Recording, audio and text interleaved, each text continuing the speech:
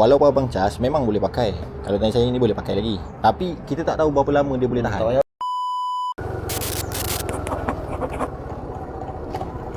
Assalamualaikum. Cerita dengan abang dulu. Okey. Alright.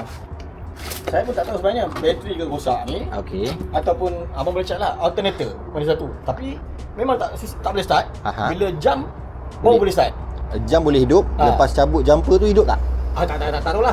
Tapi apa yang berlaku? Radio hilang sound. Radio hilang sound. Okey. Bateri Simptom-simptom lah. Tak apa-apa kita check dulu jap.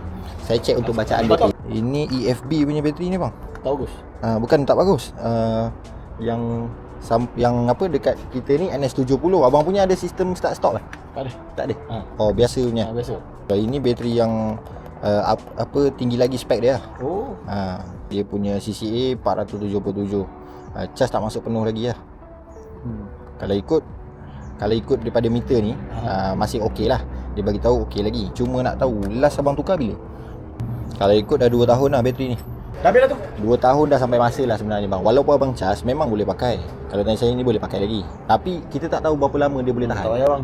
Masa betul. tengah jalan saya nak cari jalan. Itulah cerita dia kan. Kalau dah 2 tahun. Dah 2 tahun dah. Jangan bang. So tukar Alright. Baik.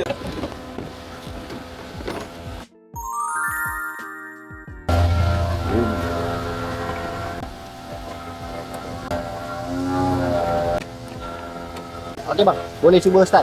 Start. Bismillah tu. Okay, alhamdulillah. Okey, normal punya bacaan bateri 12 volt kan? Okey. So bila 12, alternator punya bacaan mesti kena dapat 13.3 hingga 14. Dah kata bang. Betul.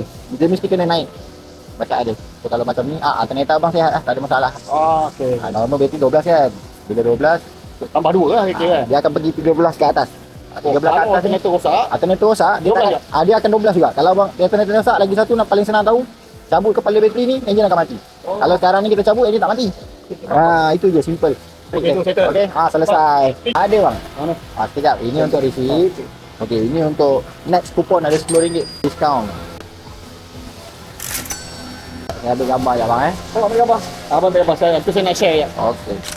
Alright, boleh. Apa dalam masa 1 tahun kalau kata ada problem, boleh roger balik lah. Boleh ya? Okay. Assalamualaikum. Assalamualaikum.